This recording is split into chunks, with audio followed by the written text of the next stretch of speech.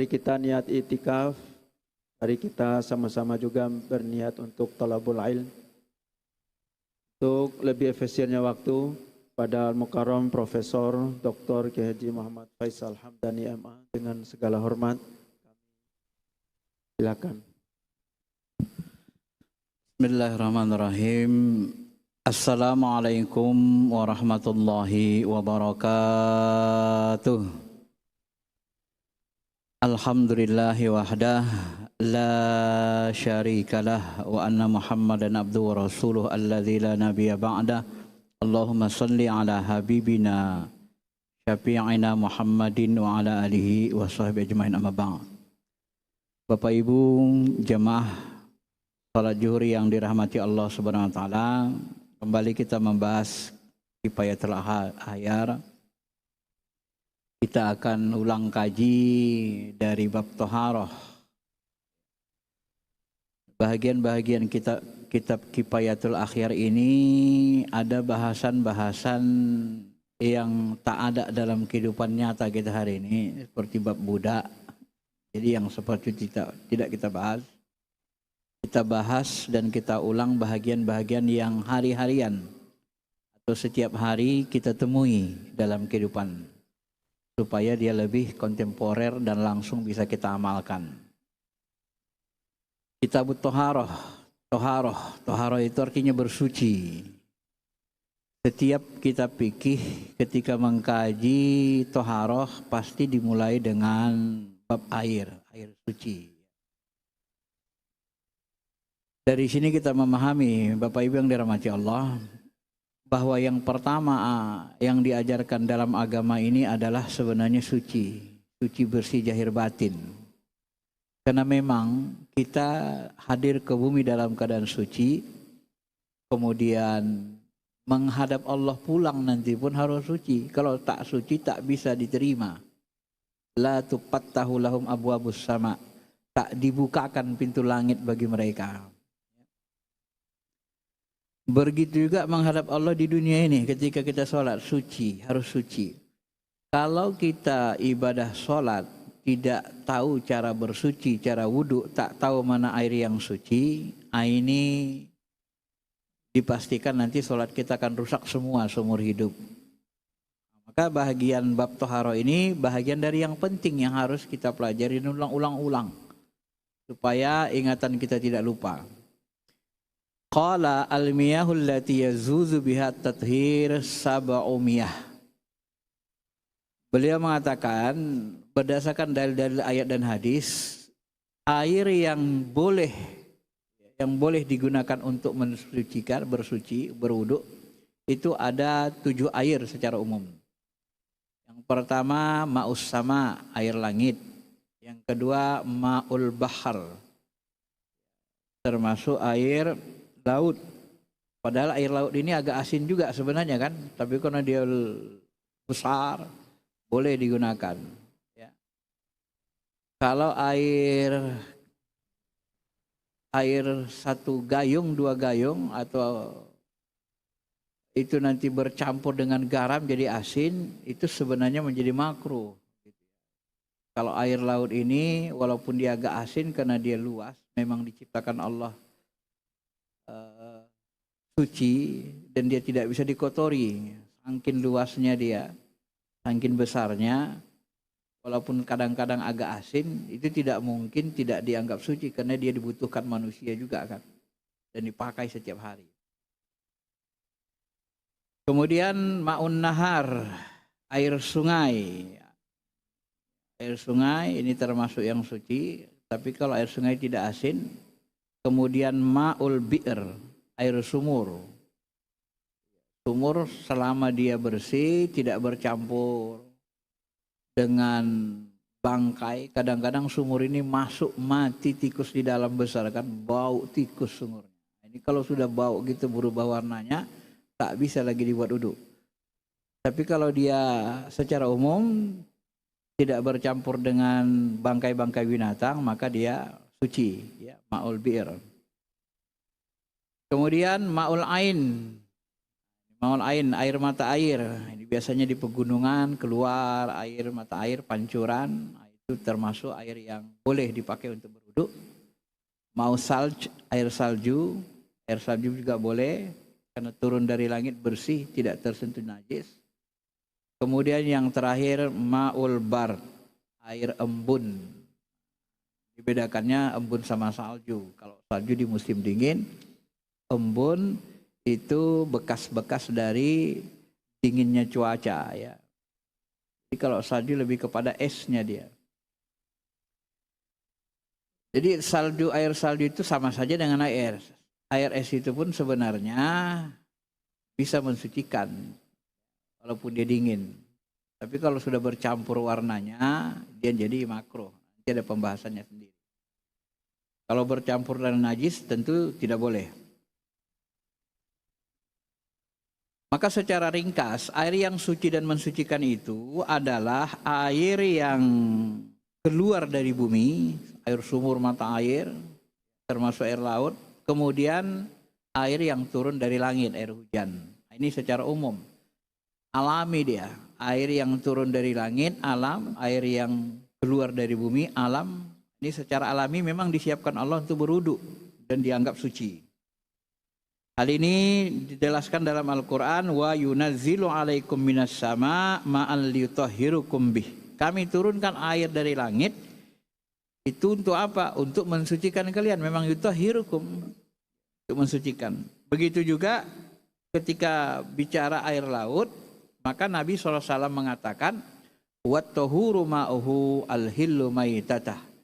Airnya adalah tahuru, suci. Bisa digunakan toharah. Sedangkan bangkai yang di dalamnya binatang-binatang dalam bentuk ikan, udang, kerang, itu termasuk hal-hal yang dihalalkan. Ini diriwayatkan hadis yang disahihkan Ibnu Hibban, At-Tirmidzi dan Imam Bukhari. Kemudian Bapak Ibu yang dirahmati Allah Subhanahu wa taala, lanjutannya adalah summal miyah al-arba'ah aksam, tahirun mutahhir, ghaira makruh. Kemudian air ini secara ringkas, ini ada 4 jenis. Yang pertama tahir mutahhir, dia air suci dan mensucikan, enggak makruh. Ini air yang paling afdal dipakai wudu. Suci lagi mensucikan. Ini yang disebut dengan wahwal ma'ul mutlaq. Dalam mazhab Syafi'i disebut dengan istilah air mutlak, ya. Kemudian ada lagi air yang suci mensucikan tapi makruh dipakai. Nah, ini yang disebut nanti dengan istilah air musammas. Dan yang ketiga, ada juga air suci tapi tak bisa dipakai untuk berwudu. Ini air mustakmal, walaupun nanti ada beda pendapat ya. Dan air yang berubah karena bercampur dengan benda-benda suci lainnya. Air bercampur binju. Dan yang keempat, air najis. Nah, kalau air najis ini pasti tidak bisa mensucikan. Kotor, namanya bernajis. Air najis, air yang bercampur benda najis. Dan air itu tidak sampai 2 kullah. Kemudian baunya, warnanya berubah. Ukuran 2 kullah air kira-kira berjumlah 500 liter ukuran Baghdad. Ini pendapat yang paling kuat. Ya. Adapun dasar air mutlak ini disebutkan dalam sebuah hadis, ada seorang Badui kencing di masjid. Kemudian orang menghampirinya. Kadang orang Badui ini kan kurang tata keramanya kan. Kencing sembarangan aja. Lalu datang sahabat ditegur, kamu kok kencing situ? Maka Nabi mengatakan, da'uhu wahariku. Biarkan aja. Namanya dia belum paham Islam. Nabi ini sering lemah lembut. Jadi kalau orang agak sembrono karena tidak tahu, tidak paham Islam, selalu diperlakukan dengan baik. Kecuali memang orang mengerti, lalu dia berakhlak suka-sukanya gitu kan. Tapi orang Badui ini dianggap ini kan baru Islam, belum begitu mengerti dengan Islam. Kencing aja di situ, karena masjid itu dulu tanah kan, lantainya tanah, jadi kencing aja dia. Maka dikatakan Nabi, biarlah, nah, siram aja air itu, siram aja kencingnya dengan air.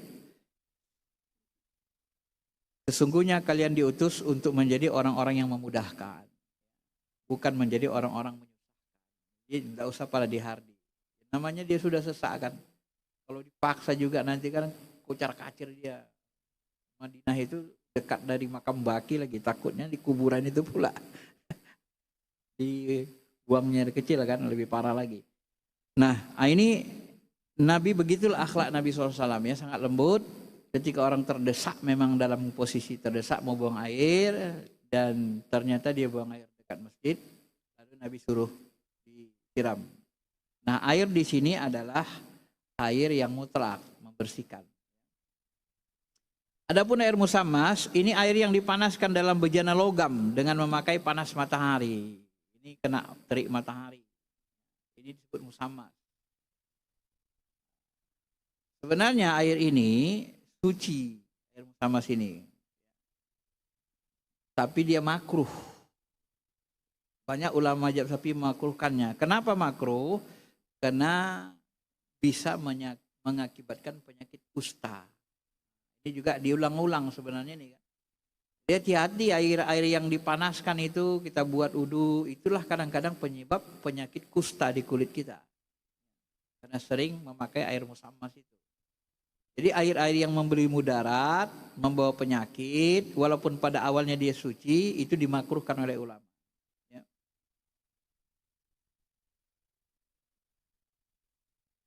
Tetapi sebagian ulama juga mengatakan itu makruh digunakan hanya di negeri-negeri ya, yang negerinya musim panas seperti Hijaz, negeri panas. Kalau negeri dingin tidak.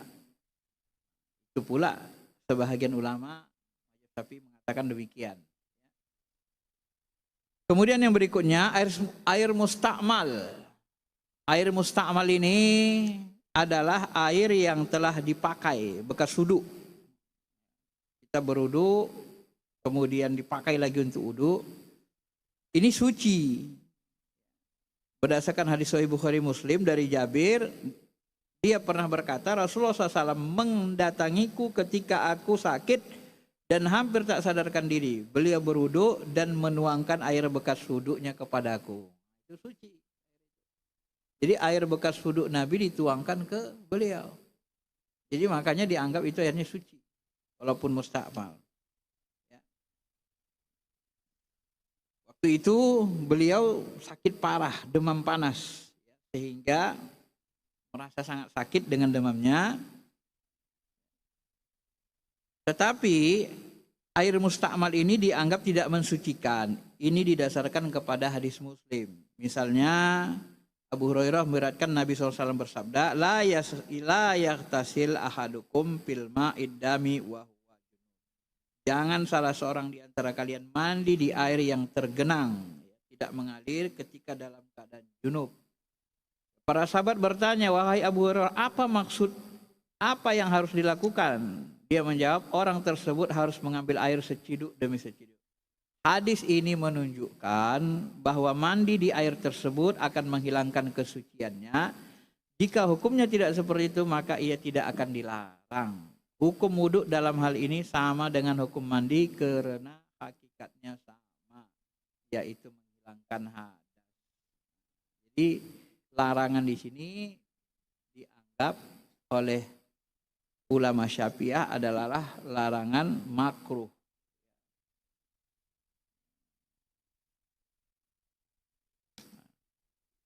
Tetapi sebahagian di sini menyebut air mustakmal itu termasuk air yang tidak bisa mensucikan berdasarkan hadis ini. Maka dilarang Nabi. Ini terjadi perbedaan pendapat. Tapi yang paling kuat kita lihat di sini itu seperti kaidah di awal tadi bahwa air itu suci tapi tidak boleh dipakai untuk mandi. Wajib. Karena dia sudah dipakai, bekas pakai namanya. Termasuk air suci namun tidak mensucikan adalah air yang berubah karena bercampur dengan benda-benda suci. Ini termasuk air suci, tapi dia tak bisa dipakai wudhu karena bercampur dengan benda suci.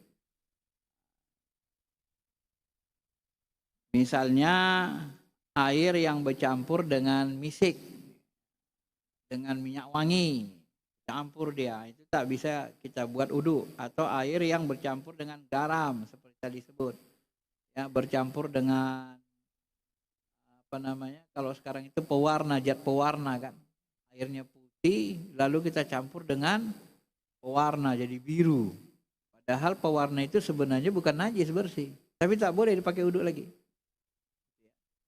Suci tetapi tidak mensucikan. Nah, itulah air yang bagian ketiga. Kemudian air berkaitan dengan air yang tidak sampai 2 kullah, ini diriwayatkan Imam hadis dari Abdullah bin Umar. Dia katakan, saya mendengar Rasulullah SAW bersabda ketika beliau ditanya tentang air yang berada di padang pasir yang diminum oleh binatang buas dan binatang ternak. Bagaimana respon Nabi? Nabi SAW menjawab, "Idza kanal ma'kullatain lam yahmil khabas." Kalau air yang diminum binatang itu sudah sampai 2 kullah, maka dia tidak menjadi khabas, khabais, tidak jadi kotor, tidak bernajis. Jadi boleh. Jadi kalau ya sama dengan air danau kan, diminum oleh binatang-binatang lebih dari 2 kullah tidak najis. Tetapi kalau airnya sedikit jadi najis, nggak boleh lagi dipakai untuk wudhu. Ini didasarkan kepada riwayat hadis Abdullah bin Umar ini, ya. Hadisnya disebut lapas Abu Daud. Maka dari hadis ini dapat dipahami jika air tidak sampai 2 kullah maka dia najis walaupun tidak berubah warnanya, rasanya. Ini bekas minuman binatang.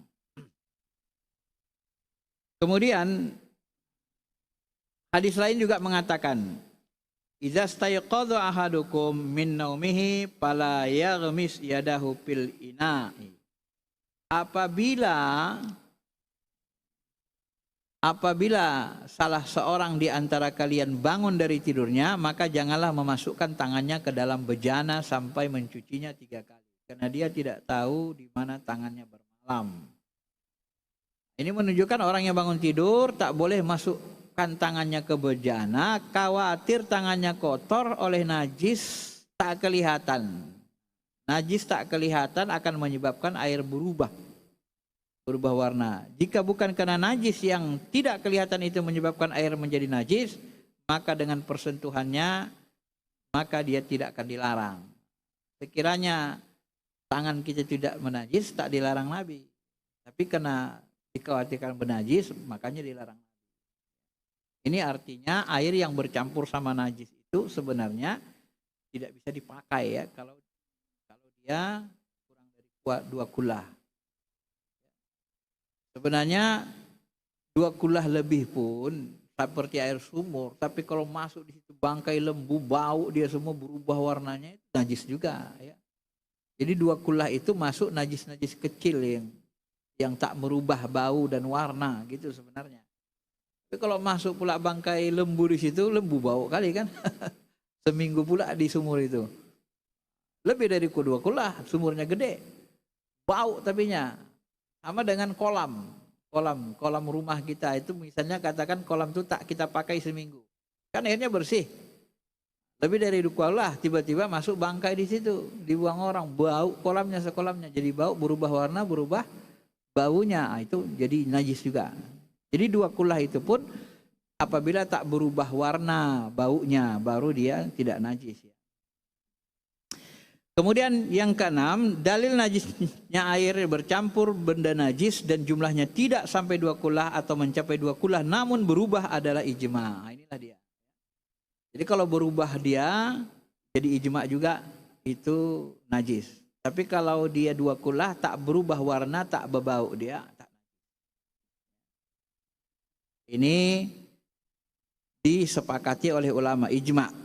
Maka para ulama sepakat air yang sedikit atau banyak jika bercampur dengan najis kemudian mengubah rasa warna baunya, maka air itu menjadi najis. Adapun hadis mengatakan al-ma'u tahuru la yunajjis syai'un illa ma ghaira launuhu au ta'muhu au rihu. Air suci dan mensucikan itu tidak jadi najis oleh apapun kecuali bendanya berubah warna. Bendanya itu membuat berubah warna, rasa atau baunya. Ini hadisnya. Jadi hadis ini dikombinasikan. Tadi kalau dua kula tidak jadi najis. Nah, hadis ini mengatakan mau berapa aja pun najis kalau udah berubah baunya. Itulah dia. Nah, begitulah fikih itu ya. Makanya memahami sebuah hadis itu kita harus menggunakan ilmu. Kadang-kadang orang belajar hadis ini tak pakai ilmu fikih. Nah, di situ rusaknya dia. Dibacanya satu hadis. Hadis apa yang dibacanya? Idza kanal ma'u qullataini lam yahmil khabas. Kalau air sudah dua kullah, dia tidak bisa bernajis. Tak bisa bernajis, tak ngandung najis. Jadi kalau masuk bangkai, masuk ke air dua kullah tak najis katanya. Kalau megang hadis satu ini, sementara dia tidak paham fikih, padahal hadis lain mengatakan seberapa banyak pun air itu, dia tetap suci sekecil apapun, sebanyak apapun, tapi selama tidak berubah baunya atau tidak berubah warna rasanya. Ya, kalau airnya sudah jadi terasa rasa lembu, rasa bangkai lembu ya gimana? Najis lah.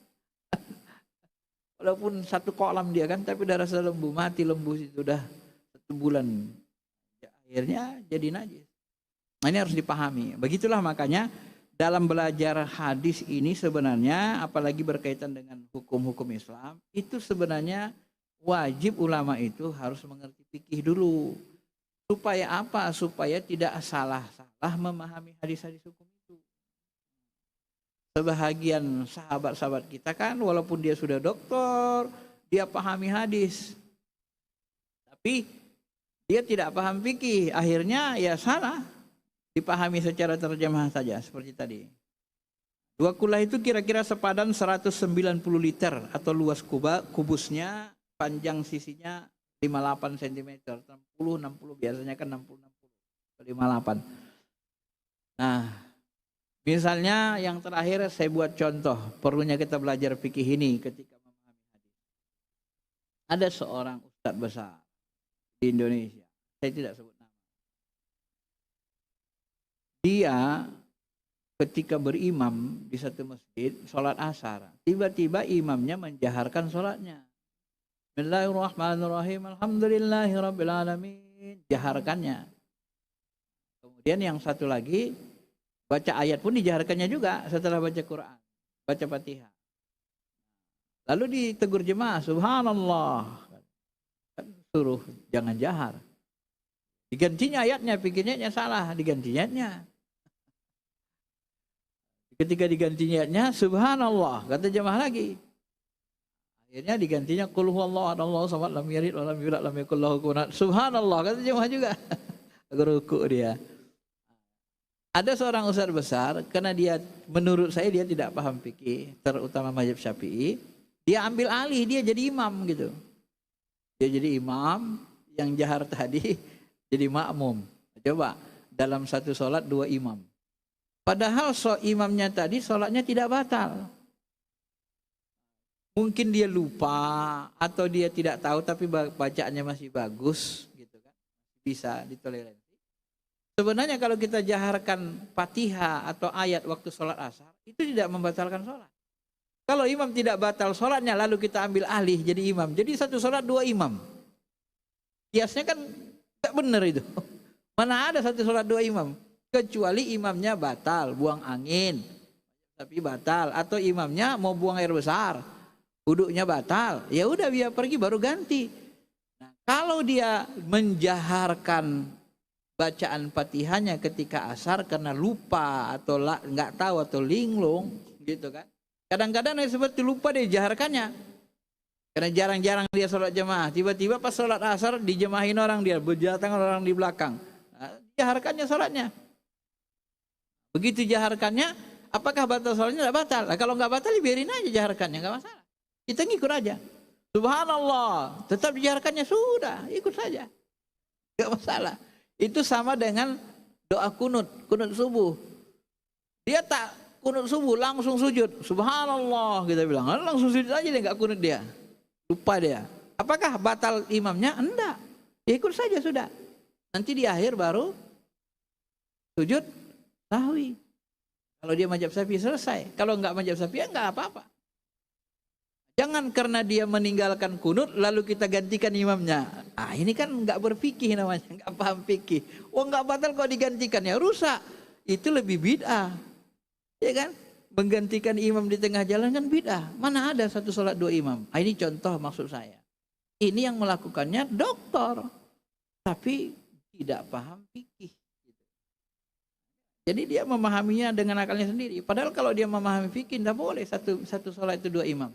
Yang boleh digantikan imam itu ketika sholatnya batal. Kalau nggak batal ya nggak boleh. Paham kan? Kapan boleh imam kita gantikan? Kalau sholatnya batal. Apakah menjaharkan Fatihah itu batalkan sholat? Tidak. Kalau tidak, kenapa kita gantikan? Kan jadi bid'ah, jadinya haram jadinya kan. Itulah maksud saya. Di sini dah makanya fikih itu perlu dipelajari sebelum kita memahami hadis-hadis hukum. Jadi hadis-hadis hukum itu pun harus diintegrasikan dengan ilmu fikih Islam. Supaya apa? Supaya tidak salah. Termasuk juga tafsir, ketika kita menafsirkan ayat-ayat hukum, tafsir ahkam, harus paham fikihnya. Kalau enggak nanti tafsirnya bisa ngaco. Karena tafsir itu kadang-kadang asbabun nuzulnya, pemahaman sahabat tentang ayat itu bisa beda dengan tekstualnya. Bisa berbeda di arahnya nanti.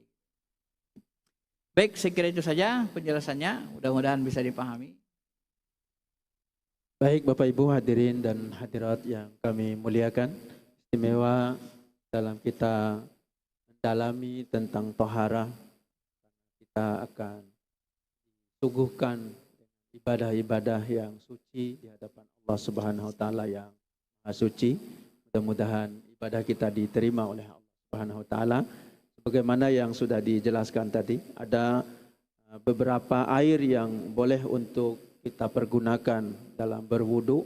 Yang pertama yaitu air dari langit, maksudnya air hujan. Kemudian air laut. Kemudian ketiga air sungai. 4 air sumur. Apabila air sumur tersebut tidak bercampur dengan bangkai. Kemudian air mata air. Yang keenam air salju. Dan yang terakhir adalah air embun. Ini semua air yang bisa kita pergunakan dalam rangka kita berwudu, mensucikan diri menghadap kepada Allah Subhanahu wa taala. Dan mungkin ingin dipertajam dalam pertanyaan, silakan kepada Bapak Ibu, sudah tersedia di tengah, juga kepada ibu-ibu ada di depan mic-nya. Silakan. Silakan Bapak. Langsung menuju mic, sebutkan nama, asal daerahnya. Bagaimana yang dikatakan itu menerapkan ilmu hadis ataupun yang lain, harus kita mendahulukan dengan membahas tentang fikih supaya kita lebih terarah ibadahnya. Silakan Bapak.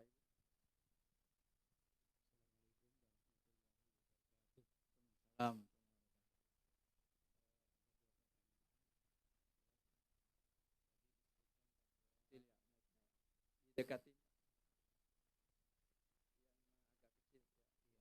Tadi ada dua pertanyaan.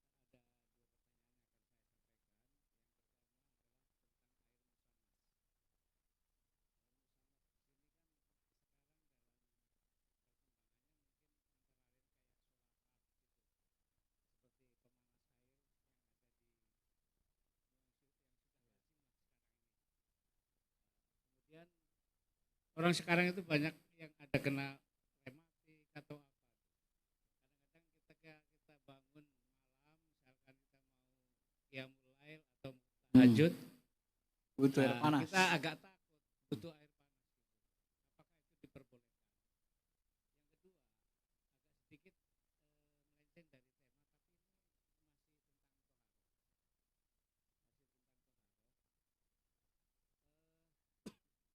Ketika kita berhadas besar, kemudian kita mandi besar, Pak. Mandi besar, lantas kemudian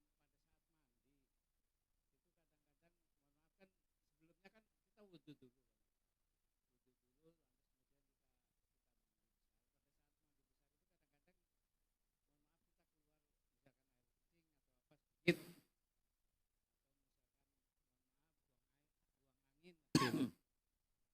buang angin. Apakah itu membatalkan atau kita nanti harus wudhu lagi atau enggak? Saya kira itu aja dua hal yang ingin saya tanyakan. Sekian, assalamualaikum warahmatullahi wabarakatuh. Dari Bapak siapa tadi, Pak? Dari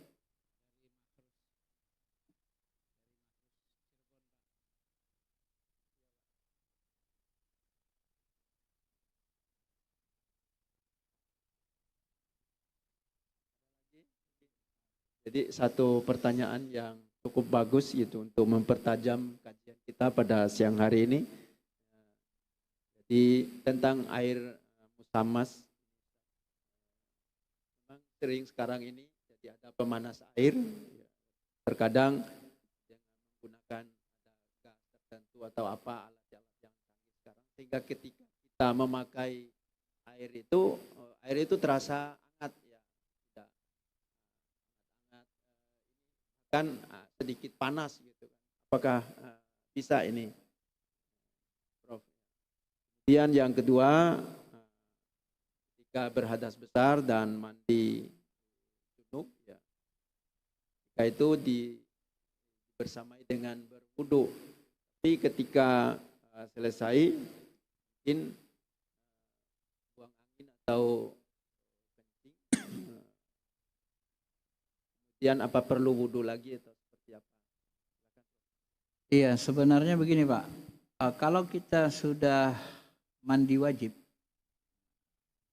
namanya hadas besar, itu dalam mazhab Syafi'i, ketika kita sudah mandi wajib hadas besar, sebenarnya kita sudah termasuk di dalamnya wudu. Gitu. Itu pendapat pemahaman dari mazhab Syafi'i yang benar. Cuman kan kita sering begini, habis mandi besar, duduk lagi kita, kan gitu untuk salat. Itu yang sering kita lakukan. Gitu. Padahal sebenarnya kalau udah mandi besar kita, ya namanya hadas besar. Kita hadas besar, ya hadas kecil udah pergi dengan sendirinya, ditimpa dengan hadas besar. Udah mandi sudah selesai. Sebenarnya begitu. Cuman sebagian ulama kan menyebut diniatkan nanti ketika mandi besar itu, sudah diniatkan wudhu di dalamnya. Jadi ketika itu Bapak buang air kecil, kalau Bapak buang air kecil sebelum mandi besar, ya enggak ada masalah. Tapi kalau sesudah mandi besar Bapak buang air kecil, wudhu lagi lah Bapak. Iya, pada saat mandi besar kan belum selesai. Buang air kecil, ya terus saja sempurnakan mandi besarnya. Nah setelah selesai ya sudah, sebenarnya kita sudah termasuk wudhu. Itu pendapat mazhab Syafi'i yang paling paling kuat. Tapi kalau Bapak misalnya ragu, boleh sesudah itu duduk lagi. Ini kadang-kadang antara ilmu dengan perasaan, keyakinan bercampur semua. Kalau tak tahu kita, atau kadang-kadang perasaan kita nggak sempurna kan begitu kan? Padahal sebenarnya secara ilmu kalau sudah hadas besar habis, hadas kecil pun secara sendiri. Sebenarnya gitu. Kemudian yang pertama tadi Bapak tanyakan itu, air musamas itu makanya tadi di ujung dikatakan air musammas itu terkena cahaya matahari itu dimakruhkan berlaku untuk negeri-negeri yang panas seperti Hijaz. Air kena matahari dan itu pun diteliti seperti Aisyah mengatakan innahu yurisul baros. Air musammas itu bisa mewariskan atau menyebabkan penyakit kusta. Karena menyebabkan penyakit itulah makanya dikhawatirkan kita sakit maka dimakruhkan ulama dia, bukan haram ya, makruh. Bagaimana kita yang di tempat yang di cuaca dingin, maka sebut tadi yang cuaca panas kena cahaya matahari. Kalau cuaca dingin ya namanya kita kedinginan, butuh air dingin kan, butuh air panas, hangat. Saya termasuk kalau tengah-tengah malam bangun jam tengah 1, jam tengah 2, ya kadang dari wudhunya ya pakai air hangat. Gak kuat kita dingin. Bahkan ada sahabat yang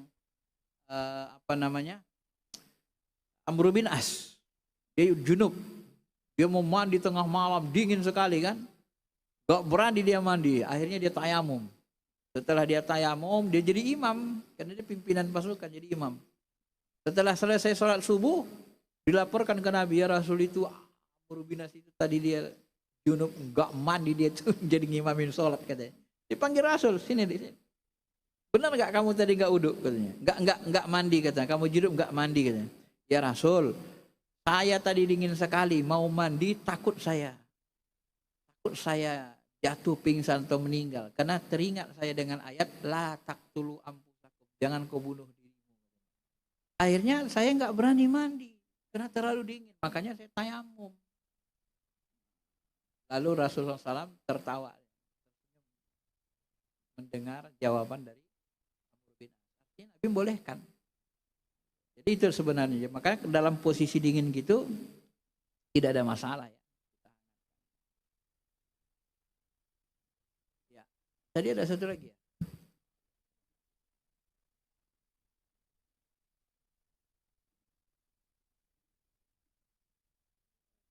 Terakhir ini Ustaz.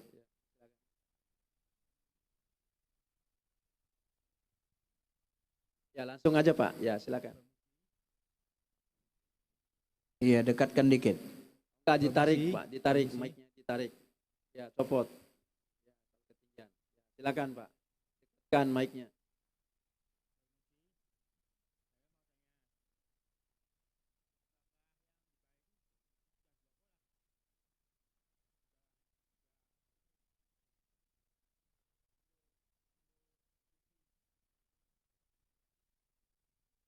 Gimana Pak?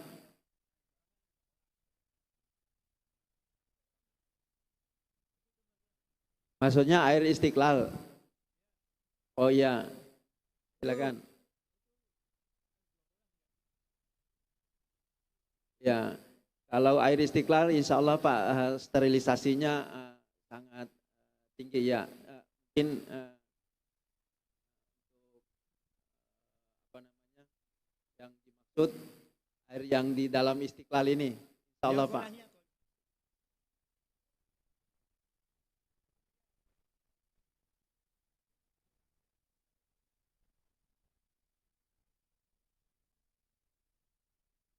Oh iya, lebih. Lebih lah. Nah, Dia kan biasanya dari sumur atau dari drum besar. Kolamnya. itu lebih Pak. Itu ada Bapak lihat di sebelah kiri sana itu kolam yang besar sekali. Ya, ditampung di situ dulu ya. Ya, di atas ya. Ya di bawah itu ditarik ke atas Pak, terus dari atas turun. Yang ke Iya. tempat wudhu itu adalah dari kolam besar. Yang dialirkan, dia kan Yang dialirkan. Jadi insya Allah kita yakini bahwa di Istiqlal ini sudah aman Pak.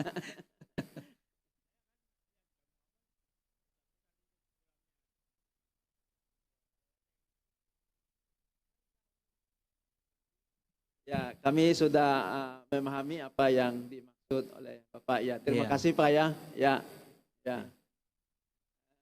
Saya kira ini Prof karena terbatasnya waktu mungkin ya kita cukupkan. Ya. Insyaallah, terima kasih Bapak Ibu yang sudah bersamai kajian ini. Alhamdulillah, mudah-mudahan kita mendapatkan keistimewaan ilmu dari majelis ilmu ini. Mudah-mudahan juga kita diberkahi oleh Allah Subhanahu wa taala. Mari kita sama-sama tutup kajian kita dengan membaca hamdalah alhamdulillahirabbil alamin. Subhanakallahumma wa bihamdika asyhadu an la ilaha illa anta astaghfiruka wa atubu ilaik. Demikian dari kami, mohon maaf bila ada tutur kata sikap yang kurang berkenan. Sekali lagi mohon maaf dan kami juga mohon ampun kepada Allah Subhanahu wa taala. Terima kasih Bapak Ibu hadirin yang sudah mengikuti kajian ini. Terima kasih Prof Dr. Kiai Haji Faisal Hamdani yang sudah menyampaikan materi yang cukup bagus. Khairul kalam wallahul musta'an wa waliyut taufiq. Wassalamualaikum warahmatullahi wabarakatuh.